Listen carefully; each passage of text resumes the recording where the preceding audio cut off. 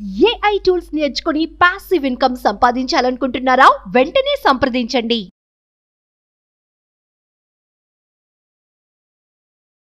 నమస్కారం ప్రియా చౌదరి గారు. అత్తవారింట్లో వేరే కాపురం పెడదాము అనుకునేటువంటి ఆడపిల్లకి భర్త సరిగా సపోర్ట్ చేయక పుట్టింటికి వెళ్ళిపోతారు. పుట్టింటికి వెళ్ళిపోయినప్పుడు ఒక తల్లిగా ఫ్యామిలీని అంటే ఏ విధంగా ఉండాలి, ఏం చేయాలి అనేటువంటి విషయాన్ని మైండ్లో పెట్టుకొని చక్కదిద్ది పెట్టాల్సినటువంటి అవసరం చాలా ఉంటుంది. సో అటువంటి సమయంలో ఒక తల్లి కూతురికి ఏం చెప్పాల్సి ఉంటుందంటారు? వేరే కాపురం పెట్టుకోమని చెప్పాలి. అదేంటండి? మరి అయ్యే కదా ఇవాళ రేపు జరుగుతున్నాయి. మరి ఫ్యామిలీ వ్యవస్థ అత్తగారింట్లో పడలేదు అనగానే ఎమ్మటే ఏం జరుగుతుందండి? వేరే కాపురం పెట్టేయాలి. వేరే కాపురం పెట్టేసే చర్చలు ఎప్పుడు జరుగుతాయి? ఎవరైనా అదే మాట్లాడతారు. ఫస్ట్ చక్కదిద్దడానికి ప్రయత్నిస్తారు. నో జరగలేదబ్బా అని అనుకోలేదు. లేదు అమ్మో అత్తగారికి ఏం చెబుతాం, అమ్మో ఆ కుటుంబానికి ఏం చెబుతాం, అమ్మో వాళ్ళతో ఏం పడతామనో, లేకపోతే ఎందుకు వచ్చిందిలే అబ్బాయి ఈ గోల అనుకున్నప్పుడు, లేకపోతే మొగుడు నాలుగు బెదిరించో, లేకపోతే మంచోడు మొగుడు అనుకోండి, లేదండి మా ఆవిడ్ని వేరే కాపురం పెట్టుకుంటామండి, మా అమ్మతోటి కాదండి, మా చెల్లితోటి కాదండి, అక్కతోటి కాదండి, లేకపోతే మా నాన్నతోటి కాదండి, మేము పెట్టుకుంటామండి అనుకుంటే వేరే కాపురం పెట్టేసేసుకునే కుటుంబాలు చాలా ఉన్నాయి. అంతే. కానీ ఫ్యామిలీ వ్యవస్థ బాగుండాలి కదా. బాగుందబ్బా, నా కూతురు బాగుంటే చాలు, ఫ్యామిలీ వ్యవస్థ నాకేంటి. కానీ కూడా ఒక ఫ్యామిలీ ఉంది కదా. కానీ ఒక లైవ్ క్యారెక్టర్ స్టోరీ, నిన్నగాక మొన్న జరిగిన స్టోరీ చెప్తాను నేను మీకు. నాకు తెలిసి నేను ఆ పెళ్ళికి వెళ్ళి అక్షింతలేసి వచ్చిన పెళ్ళి కథ. ఒక కుటుంబం ఉంది, ఆ కుటుంబం చాలా కష్టపడేటటువంటి కుటుంబం.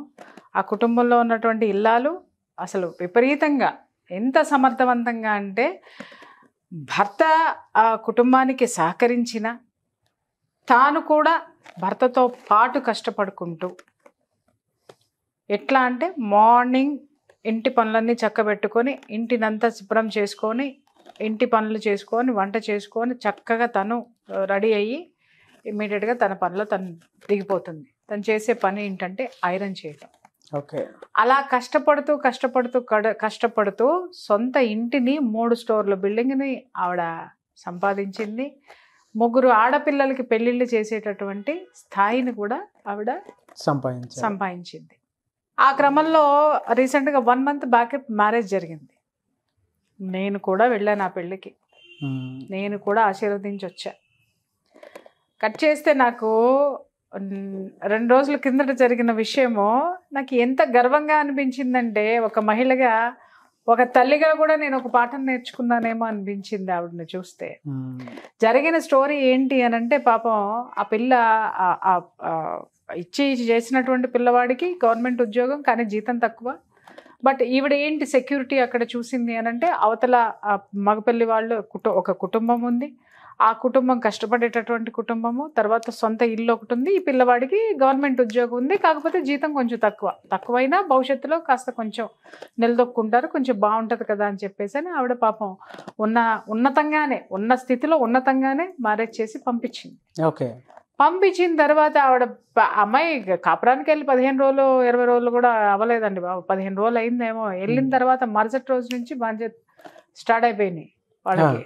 చొక్కాలు చూపించినారు. ఎవరో ఆ ఇంట్లో ఉన్న అత్తగారు, ఆడపడుచు. ఏం చొక్కాలు చూపించినారంటే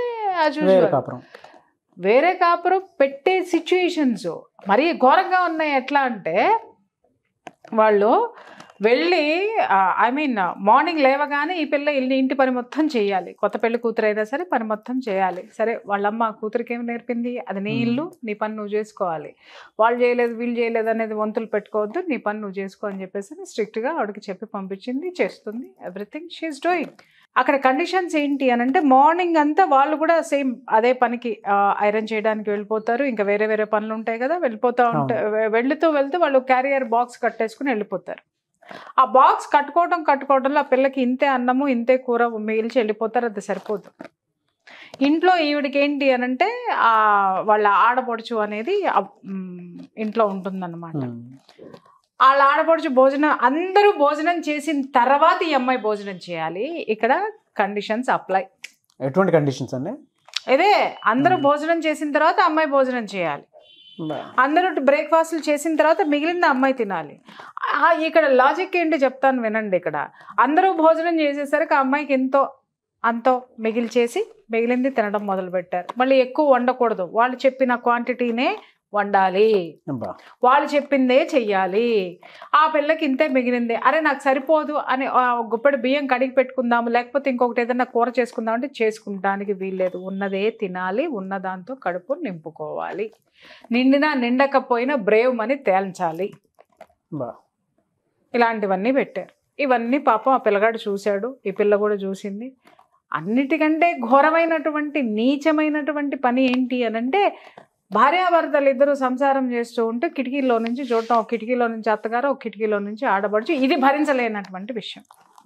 మిగిలినవన్నీ బాగానే ఉన్నాయి, కొన్ని చెప్పుకోగలం, కొన్ని చెప్పుకోలేని విషయాలు ఇట్లాంటివి ఉంటాయి. ఇలాంటివి చాలా కాపురాల్లో ఉన్నాయి. అందుకని ఇవాళ నేను రివీల్ చేయాల్సినటువంటి అవసరం అయితే ఉంది. ఇది ఎంత నీచమైనటువంటి పని చెప్పండి. అత్తగారికి ఏం పోయే కాలం, ఆడబడుచు పెళ్లి కాలేదనుకో, దాని బుద్ధి బురదలోకి లాగింది. తల్లిగా చెప్పాల్సిన అవసరం లేదా? ఈవిడ ఒక కిటికీలో నుంచి ఆవిడ ఒక కిటికీలో నుంచి వీళ్ళ కాపురం ఎటా సజావుగా సాగుతుందా లేదా అని పాపం చూస్తున్నట్టున్నారు. ఏమన్నా ఉంటే ఏమన్నా సలహాలు ఇద్దాం అనుకున్నారో ఏం పాడో మరి పాపం వీళ్ళు అపార్థం చేసుకున్నారు అనుకుంటా వాళ్ళని. అక్కడ కాలింది. ఎవరికి కాలింది? కాలాల్సిన కొడుక్కే కాలింది. ఇమ్మీడియట్గా అతను ఆ పరిస్థితులన్నిటినీ గమనించాడు. భార్య చెప్పిందంతా విన్నాడు, అతను కూడా గమనించాడు. వెంటనే అతను ఏం చేశాడంటే, హిట కాదు ఇది, ఈ దరిద్ర కొంపలో నేను బడి ఉండలేను, నా భార్య అంటే చాలా ఇష్టం, అమ్మాయి చాలా చక్కగా ఉంటుంది, చాలా ఇష్టము. సో కాబట్టి నేను నా భార్య సంతోషంగా ఆనందంగా బ్రతకాలి, మేమిద్దరం బాగుండాలి, పద మీ అమ్మా నాన్నకి నేను చెప్పి వేరే కాపురం పెట్టుకుంటానని చెప్పేసి ఫస్ట్ పుట్టింటికి తీసుకొచ్చాడు అమ్మాయిని. ఓకే. పుట్టింటికి తీసుకొచ్చేసి ఆ మామగారిని అత్తగారిని కూర్చోబెట్టి, విషయం ఏంటంటే ఆ అత్తగారు చూడండి, ఆవిడ ఎంత కష్టజీవి అనంటే, పాపం వాళ్ళ ఈ భర్తకి కిడ్నీస్ ఫెయిల్యూర్ అయ్యి డయాలసిస్ జరుగుతుంది. డయాలసిస్ అంటే ఆషామాషి కాదండి, ఖర్చు ఎంత ఉంటుందో. అది చేసుకుంటూ ఆడపిల్లలకి పెళ్ళిళ్ళు చేస్తూ కష్టపడుతూ, కష్టజీవి, నిజాయితీగా కష్టపడేటటువంటి ఒక ఆడదాని గుండె ధైర్యం చూడండి. అయ్యో ఇన్ని కష్టాలు నాకే ఉన్నాయి కదా, అయ్యో ఇది కదా నా జీవితం అని ఏడుస్తూ కూర్చోలేదు ఆవిడ. కష్టపడుతూ ధైర్యంగా సమర్థవంతమైనటువంటి మహిళ, సమర్థమైనటువంటి అత్తగారు, సమర్థమైనటువంటి తల్లిని మనం ఈ క్యారెక్టర్లో చెప్పుకోవచ్చు. ఎలా అంటే, ఆ అమ్మాయిని తీసుకొని అతను వచ్చాడు. వచ్చిన తర్వాత ఏంటి బాబు అని, అల్లుడు గారు కూతురు అల్లుడు సేమ్ అదే దీంట్లో ఉన్నారు కదా, సరే ఊరికనే వచ్చారులే అనుకున్నారు. అల్లుడు గారికి చేయాల్సిన మర్యాదలన్నీ ఆవిడ చేశారు. చేసిన తర్వాత ఉన్న విషయం అల్లుడు గారు అత్తగారికి చెప్పారు, మామగారికి చెప్పాడు. ఏమండి ఇట్లా మీ అమ్మాయి కొంచెం ప్రాబ్లమ్స్ ఫేస్ చేస్తున్నామండి మేము ఆ ఇంట్లో, కాబట్టి అంటే మరి ఏం చేద్దాం అనుకుంటున్నావు అని అడిగింది. ఏముందండి, నేను వేరే కాపురం పెట్టడానికి నేను డిసైడ్ అయిపోయాను, నేను వేరే ఇల్లు చూసుకుంటాను, చూసుకున్న తర్వాత మీ అమ్మాయిని తీసుకెళ్తాను, అప్పటిదాకా మీరు మీ అమ్మాయిని ఇక్కడ పెట్టుకోండి, నేను చూడలేకపోతున్నాను నా భార్య ఇలాంటి పడటము, ఆ ఇంట్లో పడటము అని చెప్పేసి అని అనగానే వెంటనే ఇంకొక ఆడదేం చేస్తుందండి, టపా టపా టపా 4 పుట్టింటి అత్తగారింటిని తిట్టేసేసి తర్వాత అల్లుడిని మెచ్చేసుకుని ఏమంటే ఈవిడ ముందు బయలుదేరుతుంది, ఏది ఇల్లు చూడడానికి. ఇల్లు చూసేసి కూతురు కాపురం పెట్టేయడానికి అల్లుడిని మెటికలు ఇరిచేసి మెచ్చుకోండి. ఆవిడ ఆ పని చేయలే. ఒకటే మాట చెప్పింది, బాబు భోజనం చేసి నువ్వు ఆఫీస్కి వెళ్ళు, నువ్వు ఆఫీస్ నుంచి వచ్చే టైంకి నా బిడ్డను తీసుకొని నేను నీ ఇంటికి వస్తానని చెప్పింది. అతను భోజనం చేశాడు, ఆఫీస్కి వెళ్ళాడు. అతను ఆఫీస్ నుంచి వచ్చేసరికి కూతురుని తీసుకుంది, డైరెక్ట్గా ఇంటికి వెళ్ళింది. ఇంటికి వెళ్ళి ఆవిడ అడిగిన ఒకే ఒక్క ప్రశ్న, మొట్టమొదటి ప్రశ్న, నా కూతురు నుండి మీకు ఏమైనా అభ్యంతరాలు ఉన్నాయా, నా కూతురు వల్ల ఏమన్నా మీరు కష్టాలు పడుతున్నారా, ఇబ్బందులు ఏమన్నా పడుతున్నారా, ఫస్ట్ నాకు అది తెలుసుకోవాలి నేను అని అడిగింది. ఏమన్నా చెప్పడానికి 10-15 రోజుల్లో ఏం చెప్తారు? పొద్దున్నే పని చేస్తుంది, వంట చేస్తుంది, ఇంట్లో అన్నీ చేస్తుంది, అందరికి ఏం కావాలో చేస్తుంది, భర్త బాగానే చూసుకుంటున్నాడు, భర్త ఉంది, ఎవ్రీథింగ్ ఈజ్ ఓకే, బాగానే ఉంది, నా కూతురు తరపు నుంచి తప్పులేదు. ఎమ్మటి అల్లుడి వైపు తిరిగింది, నీకు నేను నా కూతురునిచ్చి చేసింది ఎందుకో చెప్తా నేను అని తల్లిని ఒక్కటే అడిగింది, అత్తగారిని ఒక్కటే అడిగింది. ఇంకొకటి ఏంటంటే, ఈ అమ్మాయి చక్కగా రెడీ అవ్వద్దు, ఈ అమ్మాయి చక్కగా ఏమీ చేయొద్దు, ఆడపడుచుకు నచ్చదు. ఈ అమ్మాయి ఏది వేసుకున్నా పోటీకి వచ్చేస్తా ఉందన్నమాట. ముందు నీ కూతురికి పెళ్లి చేసి ఆ తర్వాత నీ కొడుక్కి పెళ్లి చేయాల్సింది నువ్వు. పెళ్లి కాని పిల్ల ఇంట్లో ఉన్నప్పుడు కిటికీల్లో నుంచి కాపురాలు చూసేదేంది?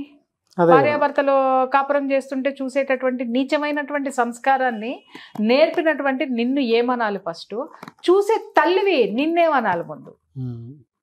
ఇదే చెప్తున్నా నేను.